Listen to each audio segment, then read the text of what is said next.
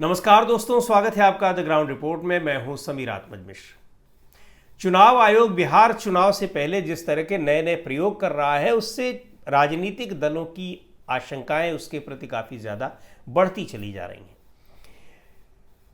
किस तरीके से मतदाता सूची में एसआईआर लागू करने की बात कही गई है। एसआईआर का मतलब स्पेशल इंटेंसिव रिव्यू, यानी एक गहन परीक्षण किया जाएगा। कुल मिलाकर मतदाता सूचियों की पूरी ओवरहॉलिंग की जाएगी, नए सिरे से मतदाता सूची बनाई जाएगी और वो भी 1 महीने के भीतर।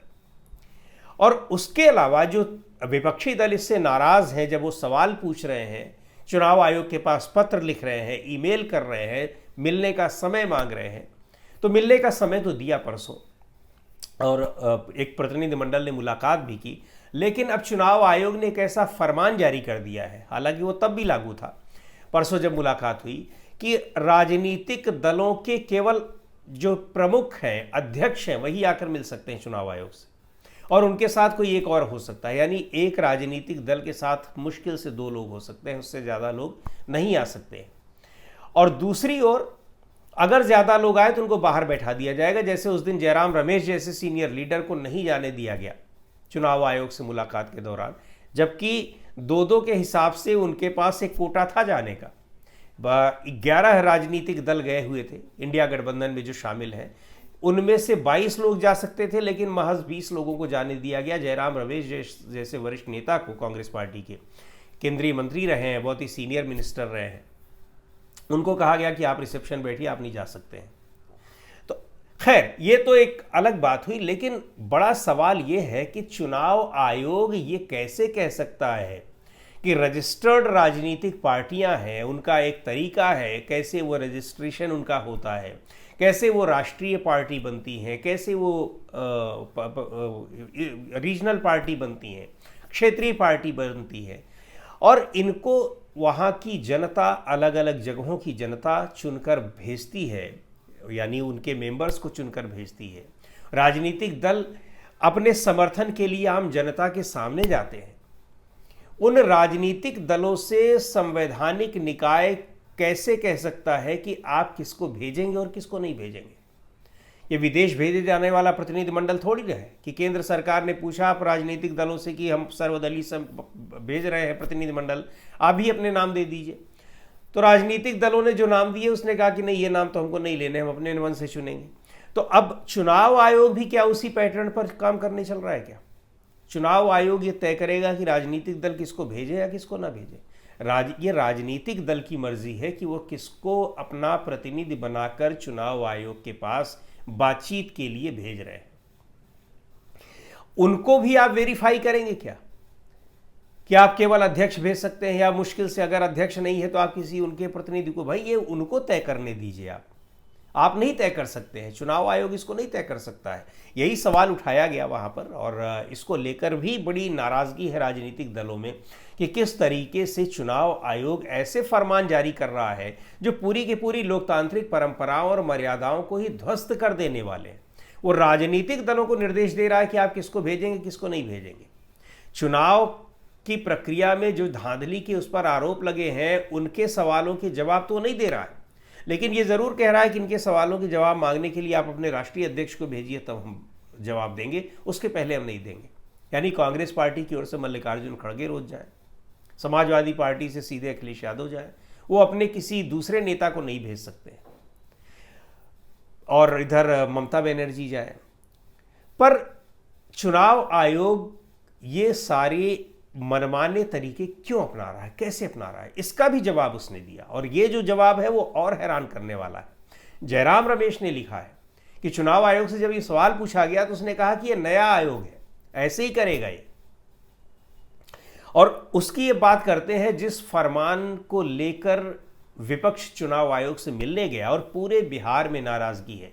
कहा यह जा रहा है कि ये एक षड्यंत्र है, और इस षड्यंत्र के तहत लगभग 2 से 3 करोड़ मतदाताओं को मतदाता सूची से बाहर कर देने की साजिश है।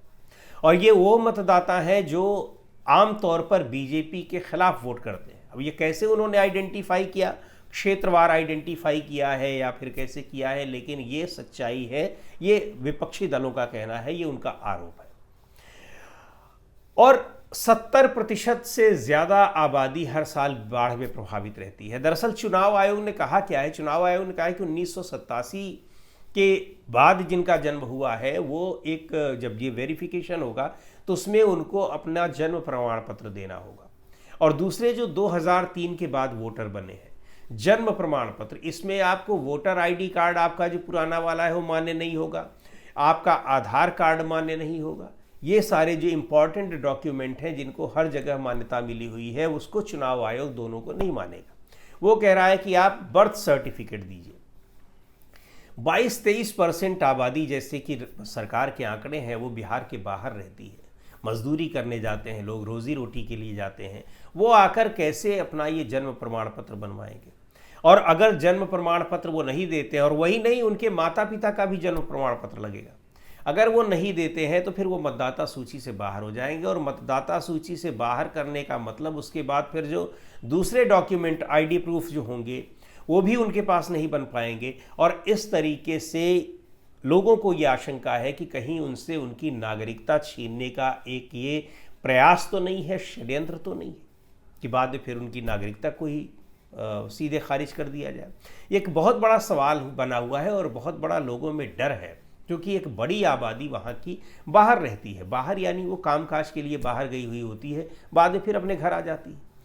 और दूसरी बात ये कि ये जो एक बैकडोर से एनसीआर लागू करने की जो कोशिश की जा रही है, यानी लोगों की नागरिकता साबित करने की कोशिश की जा रही है कि वो अपनी नागरिकता साबित करें, और अगर नहीं साबित कर पाते हैं तो फिर उनकी नागरिकता, उनकी वोटर आईडी पहले ख़त्म की जाएगी, उसके बाद उनकी नागरिकता ख़त्म की जाएगी, ऐसी आशंका लोगों में है।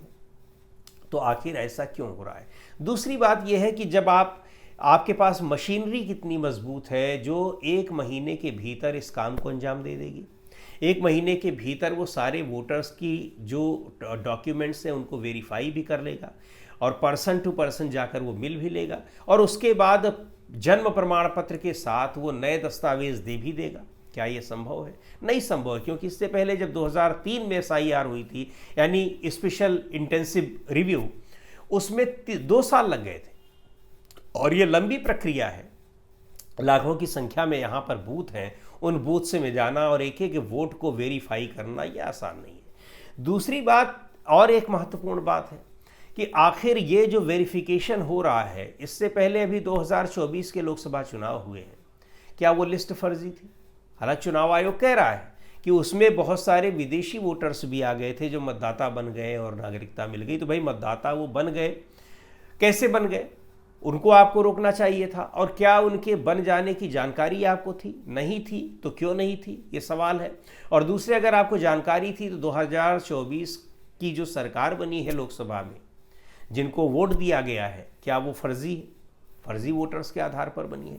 तो ये बहुत सारे सवाल ऐसे हैं जो चुनाव आयोग से पूछे जा रहे हैं। चुनाव आयोग के पास इनके जवाब नहीं है, लेकिन वो बंदिशें लगा रहा है राजनीतिक दलों के ऊपर कि आप कब आएंगे, कैसे आएंगे, आपकी पार्टी से कितने लोग आएंगे और आपकी पार्टी से किस पद के लोग आएंगे।